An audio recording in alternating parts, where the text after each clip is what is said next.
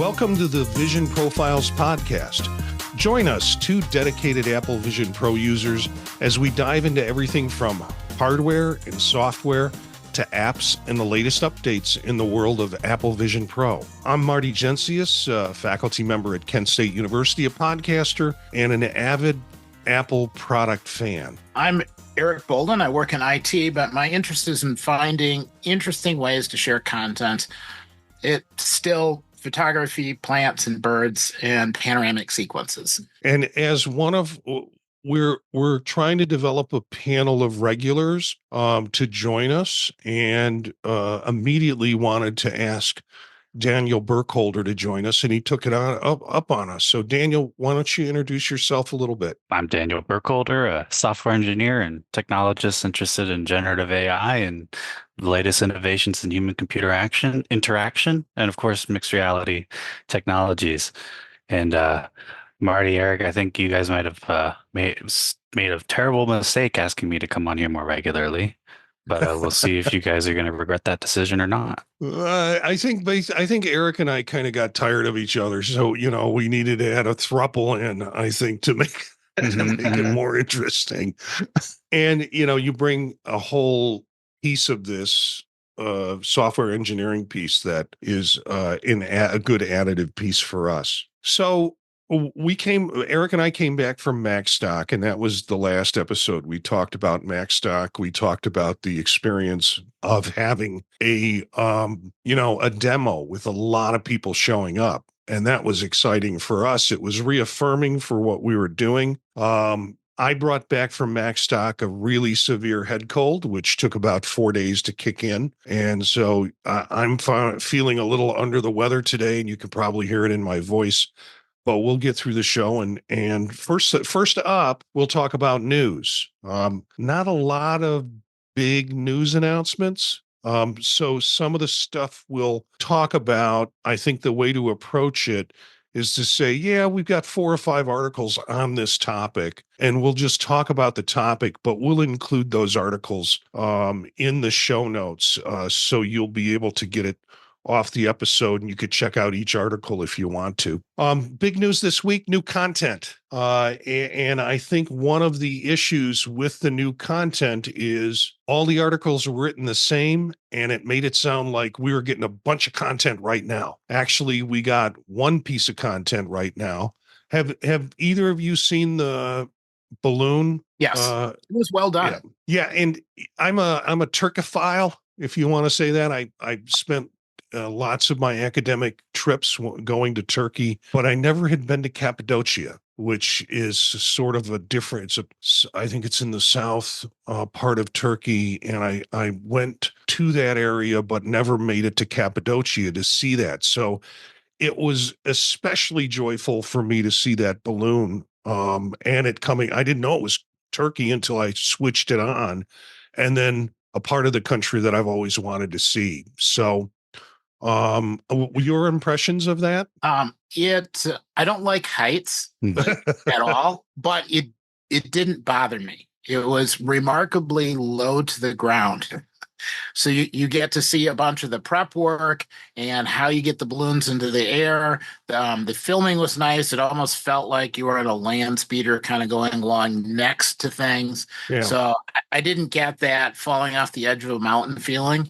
So it was neat that there was some nice wide angle shots of lots of balloons. You got to see balloons going up and down, but they were far enough in the distance that I didn't feel like I was going to fall. So it was really enjoyable. I had somebody else try watching as well, and they enjoyed it as well. I thought it was good too.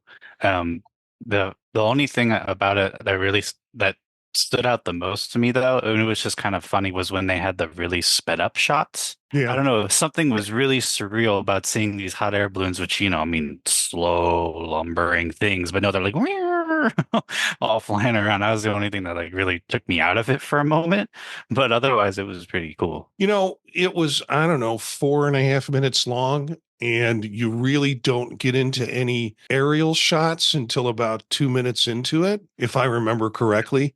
And I thought, I checked the time while I was watching it, and I'm like, wait a minute, I want some more floating around, and it just seemed like it was a little cut short for me. Beautiful. I mean, beautifully done. If you think of some of the other experiences, like the guys jumping around the city, that was interesting but this was kind of a beautiful vista of what it was, and well picked shots, I think. But where's all the other fun stuff these articles talked about? I wanted to, and the thing was, I'd read them and I'd like, now I got to go back into my headset and figure out, were those there and I missed them? But it's really kind of clear that these things are going to be stretched out over the next couple of months.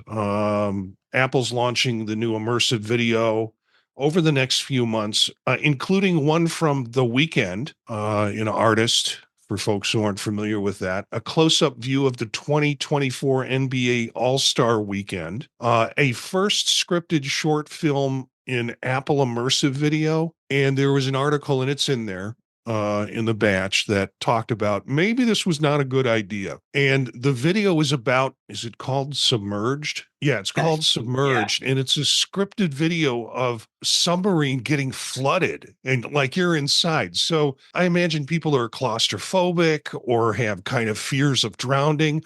Probably not a good video, but we'll see. It hasn't been released yet. Wildlife. Now I kind of want to. Sorry. No, go ahead. Now I kind of want a Titanic movie in the Vision Pro. That's the first thing I thought of, is the Titanic and being on that immersive. Yeah. It's it reminded me of Das Boot. The same sort of things. That was a movie that was a German submarine and a lot of flooding in it, and that kind of claustrophobic experience that they talk about from that film. Wildlife Episode 2 debuts in August, and Elevated, the aerial travel series, arrives in September. Eric, like you, I'm not big on heights. Didn't used to bother me, but the more I got older, the weirder my vertigo got, and so I was a little worried about the balloon thing when I first started watching it. And then the big wave surfing later this year. And you can look at some of these articles and see the shots. I think one of the surfing is Arctic surfing. So they're doing big waves in the Arctic. I didn't even know that was a thing. Yeah. The articles have this all kind of mixed up. Again, the stuff isn't out there yet, except for the boundless hot air balloon a video that came out a couple of days ago, but they're teasing all this other stuff. Kind of weird that there's this cycle of this too, because most of these were at least shown at WWDC. Now, to be fair, that was a while ago, so they probably want to, get it back in people's minds. But I wouldn't be a little disappointed when I saw the article in the notes about The Weeknd again, and I'm a big Weeknd fan. I was like, oh man, been very disappointed. Well, it's probably not a coincidence that this all came out right after a bunch of new Apple Vision Pro users have their devices, and it's approaching that 2-week time frame. So you get something new, and more stuff will be coming out. Yeah, and it gives them reason to that 2 weeks time frame. Yeah. Yeah, and then they have another reason for hanging on to this stuff. And there were a couple articles. Maybe we'll get new reasons to buy, which is to keep people holding on to their devices, I think, as a part of the process. Anything else on the new content? I think I found a few 3D movies that I hadn't seen before. So either they're being, nothing exciting, a lot of animation. And I don't, to me, that doesn't count. But I think I was going through the catalog of 3D movies that they have off of the Apple TV Plus, and there seemed to be a few in there that I hadn't seen, or maybe I just ignored them because I thought I wasn't going to buy them anyways. So they could have been there all the time. Are there any 3D movies that are on Apple TV where you could see the preview in 3D? Or the previews all in 2D? Not sure. Good question. Because If Daniel, not, they should Yeah. do that. If not, because yeah, when I was trying to, I had never seen a 3D movie before either, before the Vision Pro, so I was definitely interested in. I wish they did have some previews. I don't recall seeing any, but I watched like one or two movies and then I canceled my Apple TV Plus sub, so I don't know. So you think that if it knows it's being played, Apple TV Plus is being played on a Vision Pro, they would take every opportunity to show the teasers or the trailers in 3D if they had it. But it has to be able to drop you into immersive mode, and that takes a little extra time. So maybe they figure with the preview, they can just quick show it to you. Nothing changes. You can decide or not. Yeah. I'm not sure what the reasoning is, but yeah, I don't think I've found anything yet that starts in 3D. I'm disappointed that Dune 2 is not in 3D yet. Or I say yet, it's in 2D. I bought it out of the box when it came in 2D. And if they do change that and it becomes 3D, hopefully it'll just be another version from the purchase that I already made. So some reasons to buy. These articles feel a little clickbaity to me. Generally the reasons to buy are, hey, we got some new immersive video coming out. Another reason to buy is here's an article that comes from Apple Magazine. Vision OS 2 introduces key features to enhance Vision Pro as a practical computer. They talk about that extra widescreen 4K, two 4K screens that we're going to be able to have that we don't have yet. So they're milking some things that don't exist yet for users, even those that are running the developer beta of 2.0. So, and then what was the other one? What was the second one in that article? It was keyboard and mouse support, which is, I don't know, a little ironic to me. It's like, yep, basic computer function. but to be fair, it didn't have the mouse support initially. Well, actually, wait, it still does it outside of Vision OS 2? I don't think so. I can't remember. Yeah, because I've been on that so long now. At this point, that's my norm now. God, that was a great feature. Yeah. Yeah, the funny thing is, I don't know anybody who has one of these things that isn't on 2.0 already. And maybe it's because I have a small group of people I know who have them, and they're early adopters, and they want to, move it up to the version that they can get, the newest version they can get. So when I'm asked questions about 1.3 beta 3 or whatever it is, it's like, oh, I don't know. I'm on 2.0. That world doesn't exist for me anymore. Yeah, get with the times. And normally I'm not a beta person. And I probably won't be at some point with the Vision Pro, but just with how rapid things are. And I'm not relying on it for day-to-day use like my phone or my Mac. Yeah, even though I am using it daily, but still it's not mission critical yet. So do you guys, were you one, aware of this, and two, have you ever used it? The states where there are no sales tax, they take a sales tax holiday. Oh yeah, they do that in Florida all the time, usually for back to school season, and sometimes during hurricane season as well, which is actually pretty much always the same time. Now that I think about it, it is. Yeah, it's hurricane season. Let's give them a tax break. Yeah, why not? Yeah, 8 states where there's sales tax holidays in 2024. Alabama, sorry, theirs just ran out yesterday, from the 19th to the 21st. Arkansas, Florida, Massachusetts, Missouri, Ohio, my state. My state says you can't get a sales tax cut if it's over $500. So I couldn't buy a new Vision Pro and get a sales tax cut on it, but I could buy a bunch of $499 things and get the sales tax cut on it. Just buy a bunch of gift cards. Wait, Are gift cards taxed? No. No, you pay for the tax on the other end when you use them. Tennessee and Virginia. So we have a link to this article.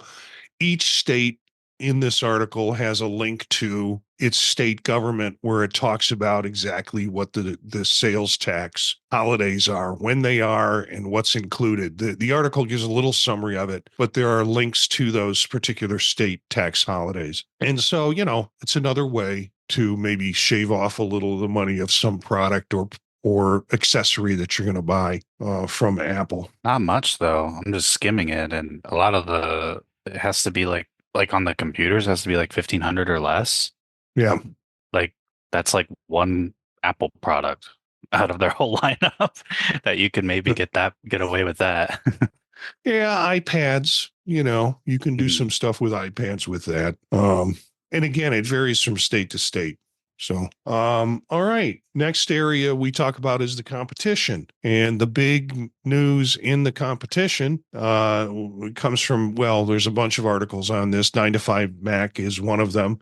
Why in the world, if they're going to copy something, would Meta want to copy iSight? It's sort of like been the running joke for a long time, especially amongst Meta users. And now Meta's going to include iSight in their the rumor is that they filed a patent for it to be able to do it. And the patent looks very much like Apple's iSight. So do you guys actually like iSight? If it looked like it did in the product literature, I would. Yeah, that's fair. Like if it was a little, it always looks bright and clear when you look at the pictures of it. But in reality, you have to be pretty much in the right spot, in the right lighting, and then it's kind of there. Mm-hmm. When it works, it's kind of cool to know whether somebody's actually paying attention to you. I never interact with people when I have this headset on. My family walks by me in the front room and, they don't look over to see my googly eyes. I don't see my googly eyes. So it doesn't impact me. I don't have the sense that my eyes are projecting outward. I would be just as happy if they got rid of it, which one of the rumors is that they're going to drop it at the lesser priced model if they produce one. And if they would just replace it, I'm watching the Orville now. So like that Android in there, if they just replaced it with 2 glowing light bulbs, I would be perfectly happy. That would be as much humanness that I would want while wearing the headset. I'd like the quality to get there to the literature level, but then I don't know if I'd really want it to exceed that and just stay that level of good until we have some kind of different display technology that's not like completely covering our eyes. Because I do think it's an important feature, and no matter how weird it is, and I wouldn't want it to be too real either, at least in the current form, with how big headset is too big, too real, then it'd look, I don't know, that would look too, like people already say it's uncanny valley now. I feel like then it would be uncanny valley over there too. It needs to be like somewhere in the middle. And then that's just a holdover until, we're just laser projecting right into our eyes or something where they're not blocked. I like personas better than I like iSight. And I kind of think personas are more impactful than iSight is. Because again, there are not a lot of people around me I'm interacting with that need to see my eyes, or are impacted by my eyes, other than, ooh, that's creepy. But personas are elements that allow you to interact and feel like you're inside that space with other users. As creepy as people think personas are, I've gotten used to them and I'm cool with them, but I think they're a more important element. Mm-hmm. And the personas are better now than they were originally. So they're less creepy now than they were before, and it's not just getting used to them. I think they just work better. I will say, though, that if you're going to have a device that has a crap ton of cameras in it and can record video, you want some indication that you're sitting in a chair looking at a pile of people, really looking at them. Some sort of indication that something's being recorded, some sort of indication that you're looking at people versus not looking at them and then just staring at something else. How you do that indication, I don't know, but I think that's sort of a privacy thing too. You shouldn't be able to sit in a chair and just record people, or sit in a chair and like watch people without any indication that you're actually watching people. People shouldn't assume that you're the because your eyes are blocked that nobody's looking at them. That So, and that you're not here, you're not aware. right. I'm aware of things going on. Yeah. I'm not playing VR. I'm not. Yeah, I mean, people walk into the room, I'll say something to them, like I'm working on this or I'm watching a movie, but for them not to see my eyes, it's no big deal to me. I don't think it's a big deal to them either. I think it's a callback to Roy Orbison. There's something you'll probably have to Google. The guy in the dark sunglasses that you never really saw his eyes. But you knew he was there. So, and I think it's more of something that will be important if there are a lot more Apple Vision devices out there. Yeah. Right now, there are not very many of them, so it's not that critical. But if you had a whole classroom full of them, I think it would be too difficult to ask everybody, hey, are you paying attention, and are you looking, or are you just doing something else? It took my partner a while to get used to it as well. I mean, with how much I'm wearing it around, and it took him even longer to give me a kiss with it on too. It's so strange. But but now thinking about it, all of us actually, at least the three of us, well, and other owners, like it's actually kind of hard for us to have an opinion how weird it is, since we don't know how it's like for other people to see us. I wish I could give it to my partner for him to use, so I could try to experience what it's like to be around me a little bit. And I'm sure definitely be a little bit obnoxious, but then to have the weirdness there as well. So unfortunately for him, he can't wear it because his prescription. See, if you had shared custody, you would have opportunities to stare longingly at goggles while somebody else is using it, telling you about how great and wonderful the new whatever is. Stare into my lenticular eyes, Eric. Yeah, my wife doesn't have vision that allows her to use the device, nor does she have a lot of interest in using it. But her vision is primarily, and my daughter, I finally, after a couple of weeks, we sat down just this week and she tried it on and she picked it up pretty quickly. But I don't see her being someone who says, I want to use it. Can I use it now, Dad, as guest one or as the guest? Because she has, she can have vertigo issues too. And so she's afraid that kind of engagement over a long period of time will just give her headaches and migraines. So I don't have a lot of competition for it in this house, and a lot of people that I can look into their googly eyes with. And I don't think if you have a guest user, I don't think there's a way to set up eyesight. I think it you're has to be set up for the user. So we're all going to have to buy more devices. That's it. That's the only way.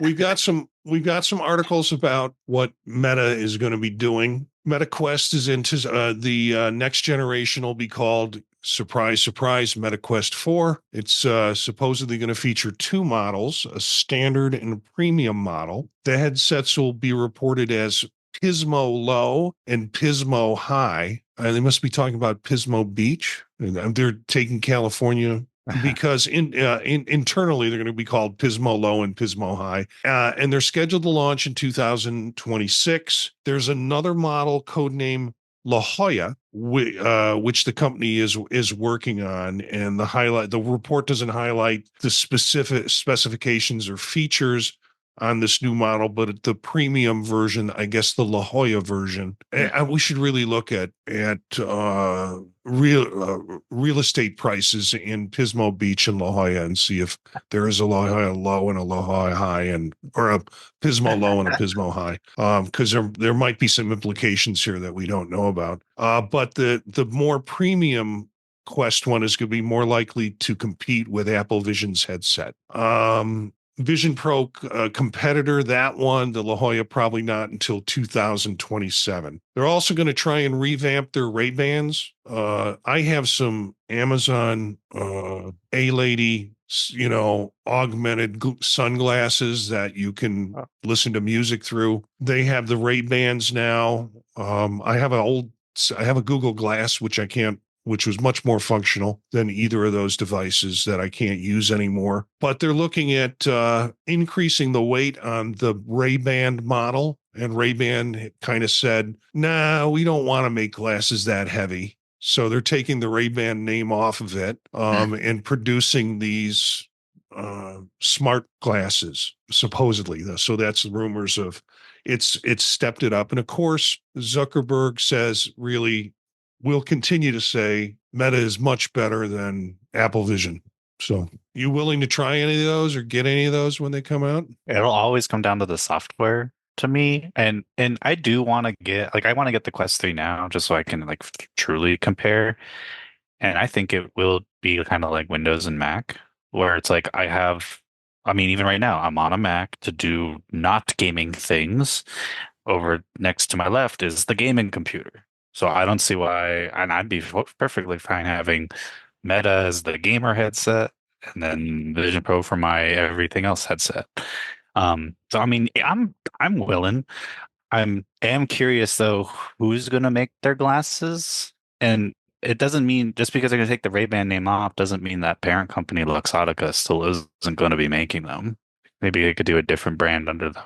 But well, Luxottica has also reportedly refused to collaborate on the project due to concerns about the comfort of the device. So not just Ray-Bans with their names off of them, but the parent company apparently has also refused. I'm not much of a gamer. That's a given. So I do have a Meta. When Zuckerberg talks about, but we can do 6 windows. 6 windows of what? Not the kind of stuff that I use AR glasses or VR glasses for, which is productivity and entertainment. And so, how many movies can I watch at the same time? But for gamers, I can see that's important. Unless they can add functionality from a productivity standpoint, for me, it's always going to be a gaming device. Good gaming device, no complaints, but it's going to be a gaming device. And I wonder if they can even... Oh, sorry. Yeah, I was going to say, I don't know if La Jolla is going to try and compete on a computing platform that allows it to do apps kinds of things. Meta, Facebook, I don't know. I can see them really, really giving it a shot because it wouldn't be the first time they tried to enter to try to grab an ecosystem. I mean, remember they made their own smartphone once. And so they were so far ahead.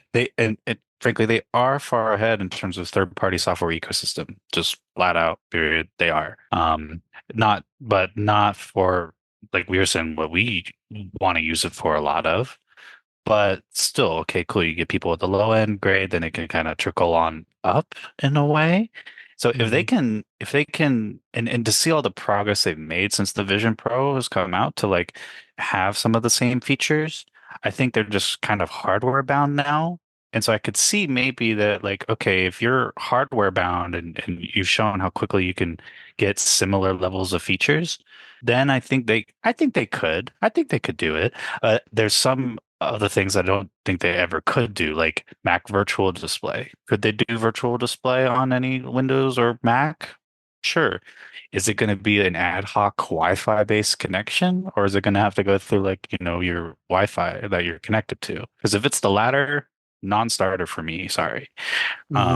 So like there's things like that are so integrated that no matter how good it is, there's still going to be some parts about it that can never be as good unless, of course, then partnerships say, hey, we were partnered with Microsoft and the Surfaces do it natively. And again, that would be awesome. Actually, that would be really awesome. I would love to see Google come out with I enjoyed my Google Glass for the time that I had it.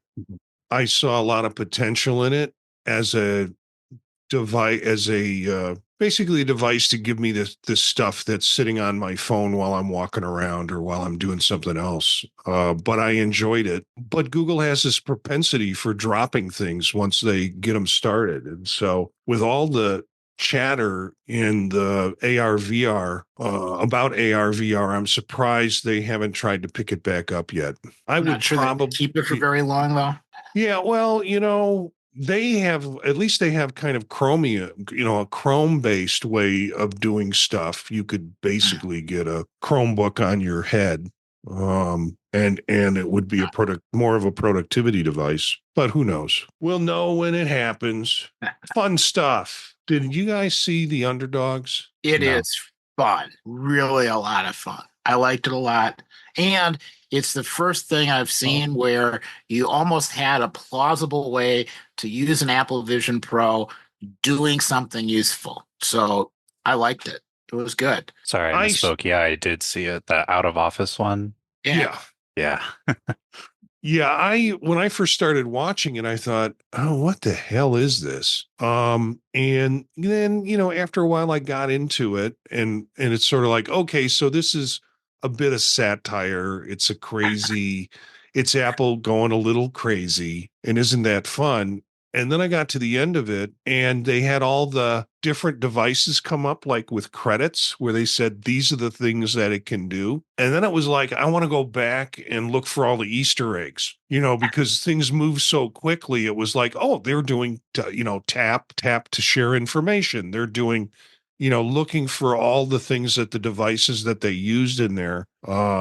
They'd like the pinch story. And drag hand off and swap it between the documents and all the little things that came up during that. And so I thought when I first saw it, I thought, well, this would be the kind of loony thing that you'd see at a corporate retreat, for a joke. But it sells it kind of sells the product. And sells all that it can do. Unfortunately, they cut it before the whole blackout that occurred with Microsoft and the last week. Otherwise, they could have had a little joke on that too. But yeah, it was interesting. We have the link, and if you haven't seen it, if you're listening and you haven't seen it, it's worth I think 9 minutes or 11 minutes. And it's a continuation of an earlier video, which was trying to design a box. Oh, really? I didn't know that.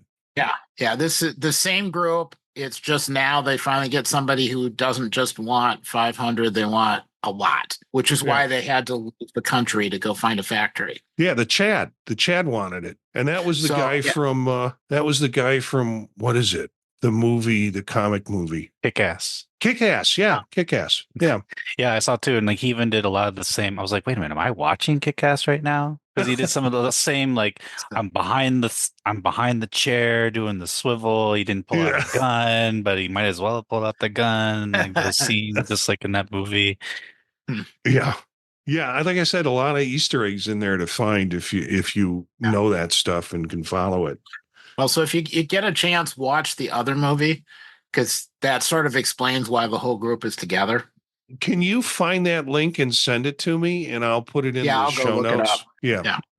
Just get it to me before we send this out. Last bit is international, and this might not mean a lot to us right now. Since we got our headsets and started going in, meeting people from China when it hadn't even been released in China yet was kind of amazing. But the idea that some of these products some of the businesses in China and social media in particular has picked up on it and are creating apps for use with it. So China's version of TikTok, announced via WeChat, another sort of Chinese chat platform, the release of Douyin VR Live. Feature enables users to experience panoramic live streaming and gift 3D effects to creators while viewing content. Alibaba Taobao platform is in there. I mentioned Douyin and TikTok are launching apps. Kuaishou, another popular video-based social media channel in China, has also established its own virtual experience for the headset. So they didn't waste any time.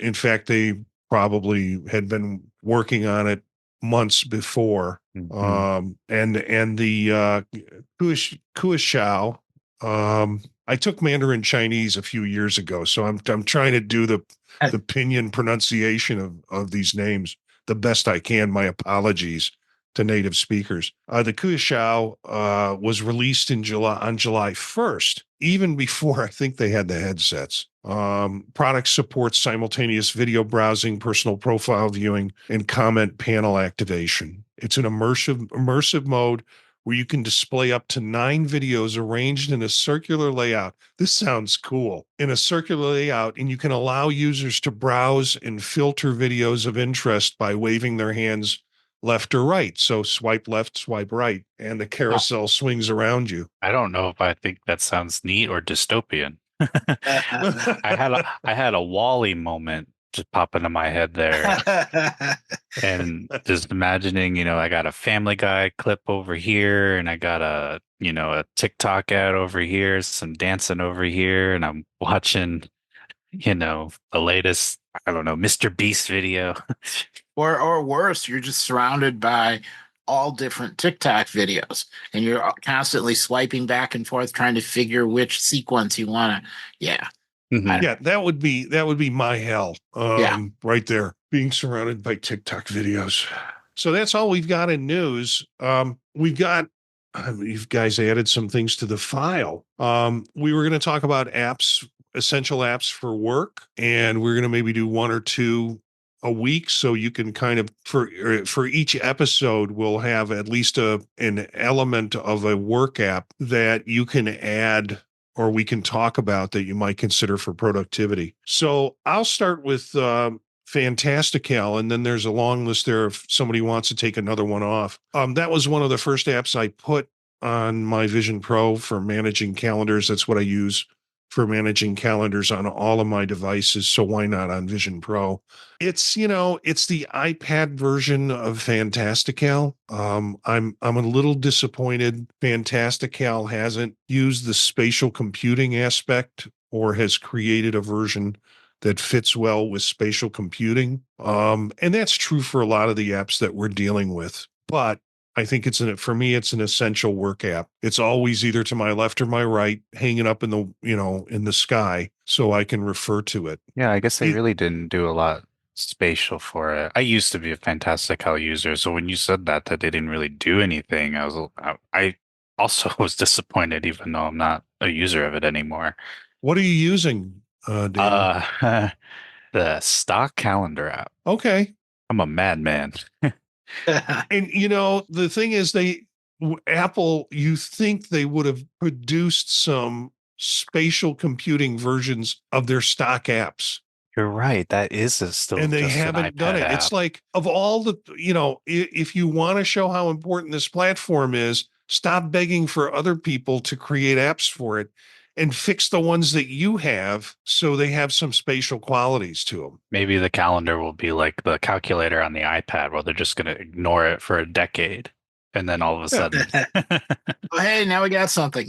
From the Office apps, all of them are basically iPad versions of the Office apps, except Excel supposedly has some spatial qualities to it. So you can bring charts out into 3-dimensional space if you want. I haven't played with that because I don't do data like that. So I don't have a way of testing that out. But it's the one app that actually has some spatial, one of the Office suite that has some spatial capabilities. Oh. Yeah, go ahead, Eric. Why don't you give us one more?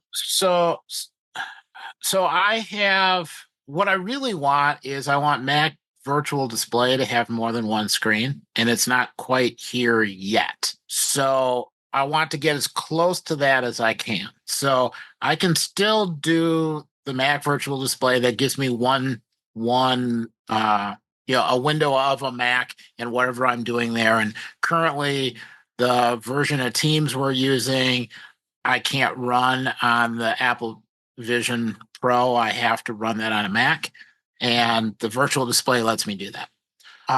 So it's a combination of the Mac virtual display and screens, which lets me grab a remote PC or another remote Mac, and universal desktop, which lets me take a window on a Mac and put it in a native window on the Apple Vision Pro. so that I can basically have multiple screens. Now, the only thing I'll say is the universal desktop, I'm finding that the windows that I get don't necessarily update super quickly. So I use it for status windows where I want to glance at it and I want to see kind of what information is there, but I'm not interacting with it. So on my Mac, with the Mac Virtual Display, I might have, 10 apps running, and whatever's in front, I'm doing something with it. That's fine. But I'll need a status window or a log file window that is underneath, and I don't want to have to keep switching between apps. So I take and I use the Universal Desktop to bring my terminal window that's got a log file and put that in a separate window. I don't care how slow it is. I just want to be able to glance at it and see it without having to interrupt what I'm doing to bring a different app to the front. That just works well. It's there. It's kind of out of the way. I can have, one log file. I can have another, deployment app thing reading back kind of its progress, and keep them off to the sides where I only have to check it if something doesn't seem to be working correctly. And the Mac thing can be right there, and I'll put a native Safari window right next to it. And that gives me pretty much what I'm looking for if I had multiple displays without actually having multiple displays. Yeah, I try to drive everything that I'm running in terms of productivity off my headset without having to go, but you have particular programs and things that you're using that you need that display. But for most of the productivity that I'm doing, I can do it, with the exception of video editing, which I'll do up here on my studio anyways. But I try to run it as much as I can off the headset and never crack open my MacBook if I don't need it. So let's talk about other apps. This came out today. Beautiful Things has been around for a long time. You're familiar with it, Daniel, in terms of I played 3D objects? and I saw him. Well, I saw what you're about to talk about here. I saw him talking about it in the Discord earlier today too. And so I went in. Beautiful Things are these 3D object renderings people will create. You can go to that app in Vision Pro, pull some down if you want to, put them in your library, use them in different environments if you want to use them in different environments. But they put a call out for test piloting a beta. And so I said, okay, I'll sign up. Well, I can talk about it. I think it's cool. And eventually I'll hopefully get to use the test pilot on it. Well, of course, 2 hours before we record tonight, I get a message that I've been accepted for the beta. So I slipped a headset on and I went into test pilot, got it.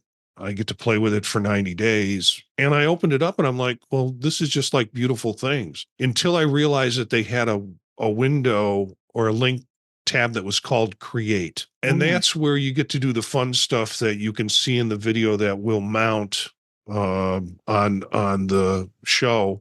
And also we'll put a link in there if you want to try out the beta or ask for permission for beta.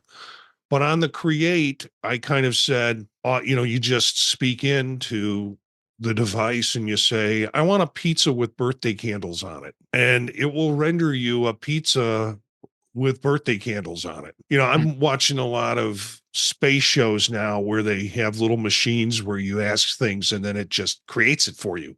That's what it felt like. And then I said, I want a dancing German Shepherd with a birthday hat on. And it gave me a German Shepherd with a birthday hat on it. And then one of the options is more detail. And I clicked on the more detail button and it took about 3 to 4 minutes. And it really didn't give me anything that I hadn't gotten in the original rendition. But it's kind of cool. You can say things to it. It's like Midjourney, I guess, if you want to say that. And it will generate, in this case, a 3-dimensional object for whatever you want to use it for. Then it asks you to kindly put in the information, the platform, what do you call it? And I'm sure it gets stored in their object library if they want to use it. That's fine. I don't care. So it's pretty cool. Yeah, I haven't I've seen generative AI for point clouds to create models and, so the 3D kind of diffusion, but I don't know what they're doing here. That seems so. How long does it take to new model, not just more detail, about how long did it take? The new model took 30 seconds. Dang. Not even that. I mean, I guess how detailed would you say it was? It's pretty good. Let me see. I took a picture of it, and of course, this will do nothing for the podcast. But if I find the picture, you guys talk about it a little bit, and I'll put it in the chat if I can. Maybe I think it's like a public thing too on Beautiful Things, so maybe you can like share and link it in the notes too, and then anyone else could go and see the what you generated. Yeah, I'm just like I wonder. Well, all I can think of is that's not going to be cheap for him right now to run that. So, what do you mean cheap in terms of the software? Yeah. Well, whatever he's generating that on, I'm sure it's not cheap right now. So yeah, I was surprised that the detail took as long as it did. I was surprised there wasn't a lot of change in the rendition. Maybe it only like upscaled it for the most part, just maybe higher res. Well, to be honest, I couldn't tell much of that either. So I have it. I'll share it with you, and then I'll try and look for it in Beautiful Things. And so I shared it in the chat for you if you want to see my dog. Oh, wow. Floating in the middle of my living room. And it looks like a 2D object, but really you can spin it around. That's kind of neat. So yeah, I just thought it was cool. Yeah. This guy should also add, I've seen one where you can take an image, a 2D image, and then it'll create a 3D model out of it too. This guy should add it to that too, because that'd be really fun. Yeah, so if I submitted a photo, it could turn it into a 3D model. So my mother, I can have my mother back after she died 10 years ago. I can have her back in 3D floating in my living room. You can get find 20 seconds of like audio. Now you got the voice reproduction. Yeah, and I can sit and weep and drink a bottle of wine while she does it too, I guess. So I've got a question for you. Have either of you in whatever game stuff is out there found anything that gloves on your hands? There's an app called what is it called? Beat Punch. Right. That basically you punch a bunch of blocks or whatever it is, and it's like Beat Saber. And my only interest in it is that it puts gloves on that have two sides. And the back side of the glove looks like there's a display on the back of the glove. You can't do anything with the display, but I figure it's only a matter of time before somebody comes up with a virtual glove where you can actually, press buttons to change things.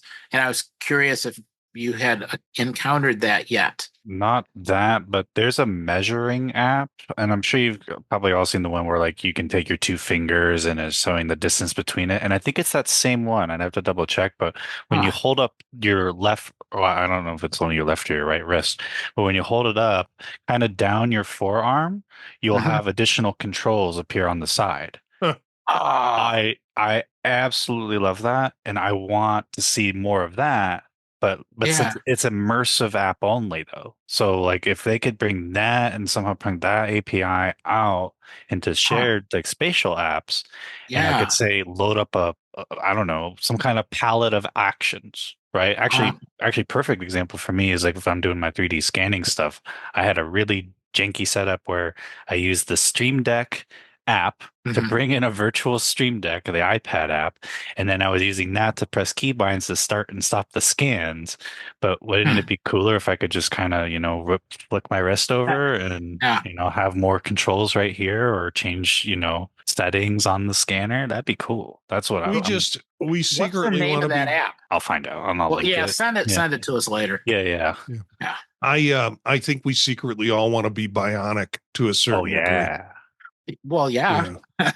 Put a telephone in my hand, just actually physically in my hand. Yeah, or bits and pieces of Minority Report. Walk up to any glass window and have controls just show up. So another app I ran into last night, it's kind of promo. It is a new app, Air Hockey 20XX. So I guess they didn't want to fill in the actual year. So it was $5. I downloaded it, and it, it brought me back to my college days, going down to the basement of the Union after, calling my parents collect on a Sunday night, and being the king of air hockey, which tells you that I led a pretty lonely college existence, because that was the one thing that I was really good at. That, you always wonder about those things and how much the hand-eye accuracy is going to be. Mm-hmm. It was pretty good.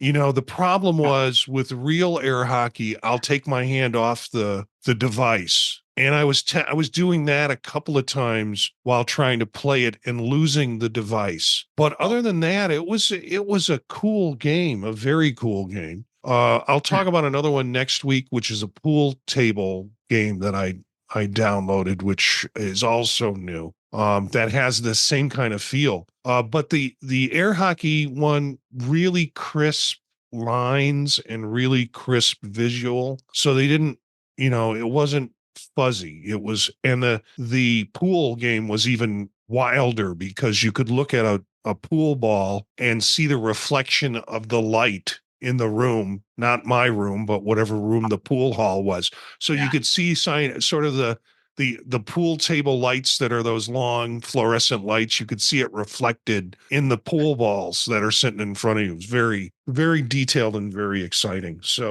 how was the sound in air hockey?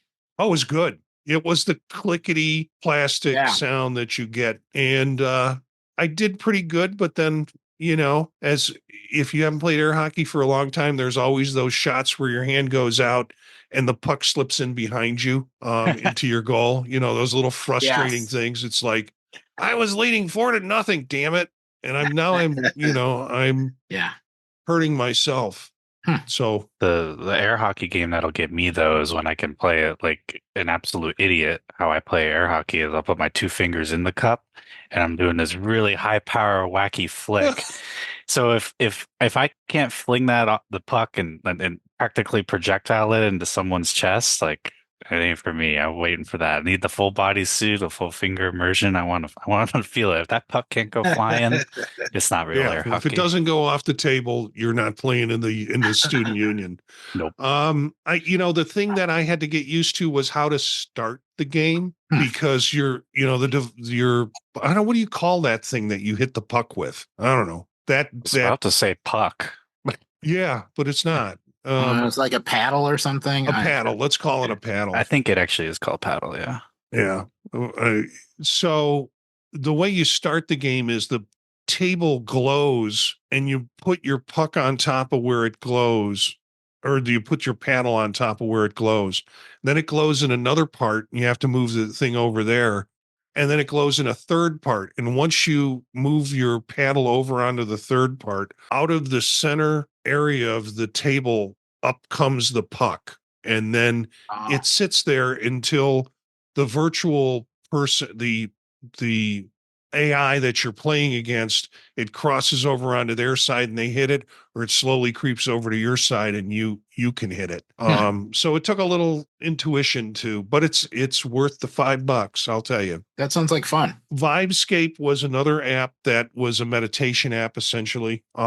It got some initially bad reviews. And if you look at the reviews, you'll see a couple of years ago or a year ago, they were saying this is not a good app because it doesn't give you the full 180. And it's still a work in progress. They have added some full 180s. One of them sitting up on a high rock looking over a forest, which makes me feel like I'm going to fall off the rock. But it's beautiful. It's very beautiful. And I think the meditations, like in other types of meditation apps like Trip and ones that I've used, they're set for a set time. It might be in there, but I didn't see how to change it outside of a 4-minute clock. And frankly, if I meditate, it's longer than 4 minutes. But it's an interesting app to look at. And then who put Screenlit up? Yeah, I put Screenlit. Great. This was pretty cool. So are you guys familiar with like Plex or Jellyfin? Yeah. So it's a Plex and Jellyfin client, but it aside from that, its neat little trick is it can do real-time depth on your media. Huh. So I tried it out today. I'd say it's not super super great, but it is neat. Like I put on an episode of Fallout and I just turned it on and I was just playing and tinkering with all the different settings and trying it. And it was nice. I think it needs some work to improve it, but the idea of, real time converting any of your media to have some depth to it, yeah, it's pretty cool. Now it is weird. I tried it on both like kind of just normal film, movies, whatever, and then I tried it on some animated stuff, and it is really weird on animated stuff. I do not recommend that. But yeah, it gets really weird because like you can tell how the rendering is changing as you're looking around, and you can see it in ways that you can't if it's just like a normal human film video. But it's pretty cool. I'd give it a try. Unfortunately, I had to pay to try it, but there is a trial. I had to pay to try it because I tried a couple weeks ago, like a week or two ago, and it didn't work with my jellyfin setup, how he had it. And then I guess it was fixed. I tried it today. Of course, it's cached that I've downloaded it. So it's like, ugh, fine. Here's $20. I'll try it. Why not? I need a jellyfin client anyway. So, Yeah, I mean, I hope it improves. So help me with this. I would have to have I mean, I had a Plex server set up at one time. I don't think I have it set up anymore because I wasn't putting things on there that I would want to, like I ripped the whole series, all the episodes of Columbo, all right, old TV show, and put it on my Plex server. And then through multiple changes or whatever, it was there. I was paying an annual fee for it, but you'd have to have a Plex server or a Jellyfin in order to use the app. Yeah, so you set up the server and the server end's free. You don't need to pay for the app. Well, you would want to for Plex nowadays. They've paywalled so much behind it. You'd almost want to pay the fee now for the app. But yeah, you set up the server and then you just get a client app. I recommend Jellyfin now because in my mind, the Plex has kind of gone too commercial and kind of gotten bogged down because of it. And Jellyfin's kind of like it. And all of these media softwares, they go through the same cycle. It used to be XBMC, if I don't know if anyone remembers that. Then Kodi, and then a lot of people now Plex. Now I feel like it's shifting over Jellyfin. But yeah, you set that up and then you just say, hey, foobar.com/whatever. Here's my credentials, and it's just there. So, the last time I checked into Plex, they were like, look at all the movies we've got now. Yeah. When I first started using Plex, it was empty. You put the content on, that was it. Now they have their whole kind of bargain I think bin they're trying to movie. do that. I think that's essentially they're trying to monetize and they're doing that. Like I think they want to have we have this core software that people think of, but then here's all this other content that we're making available to you and advertising to you as well. So has Jellyfin got that same kind of No content? So it's like bare bones back the way it was. It's like what Plex used to be. Okay. Yeah. So you were able to do this with Fallout, which is what on Netflix? I acquired it by legal means. Okay. All right. That's all right. You don't need to go there. Where I also get my Linux ISOs. So, and the reason I ask that is because if there was a way to pull in Netflix to do that using this. Oh, yeah, that'd be cool. Using this Screenlit app, that would be cool. But essentially it's material that you have already digitized in some format and that you have on whatever server, Plex or Jellyfin. And it wasn't special format. It just was regular content I already had, which does make me wonder then too, somebody probably could. Like, isn't there a third-party Netflix Vision Pro app? Oh, yeah. I don't see why they might not be able to do the same thing. Yeah. My favorite is Lens. If you look at that app, it will allow you a bunch of different streaming services. And I don't know what it costs, and it's got mixed reviews. Some people get on it for this or that, but frankly, I've set all my streaming services up through Lens, at least the ones I'm going to use. I mean, it's got Hulu, I'm sure it's got Netflix. So you have, the biggest issue with using Lens is you have to set up all those damn accounts, to get everything in one place. So the setup time is not automatic. But once you do it, you're done. So yeah. And then you go back and watch Apple TV Plus anyways, and you forget that all this stuff is on Lens. Mm-hmm. So I think that's a wrap for the show. Thank you, Daniel, for joining us. It's great to have you, and we will hope to continue to see you as a regular panelist with us. And we know we want you to be protective of your time too and of your interest. But it's been great having you here tonight. Thank you. So thanks for joining us. Yeah. And thank you for tuning in. We'd love to hear from our listeners. If you have any ideas or want to join in an episode, email us at visionprofilespodcast@gmail.com. Our bumper music is Free Jazzy by Steve Combs, courtesy of the Free Music Archive. Learn more about us and the Vision Profile podcast at the website visionprofiles.info. And all of our available podcasts are at thepodtalk.net or through thepodtalk.net. You can find out about that. I keep pushing the envelope here, and we're probably going to be doing more social media. So you might look at ways to find us. I'll push it out at least through my account, which are generally at Gencius, at Jencius on Mastodon, and also on Twitter and Threads and Blue Sky. You can find me there. We currently, and thanks to Daniel's suggestion, we currently have a Discord set up, and that's going to be used for us communicating information back and forth. But, in the future, we might open it up for a public channel so folks can come in and share ideas who want to share ideas, and we'll post some of the public stuff on that. You can always get the media that we talk about and the articles that we talk about through the podcast on the show notes on the in the podcast episode. But there's also a possibility we could throw all those up in some other sort of format like Flipboard? Flipboard. Yes, thank you. And so we'll look at other ways maybe to distribute that. That's just all more work for me to keep me from having to do the stuff I get paid for. So spread the word to other visionaries. Thanks for listening, and we'll see you next time.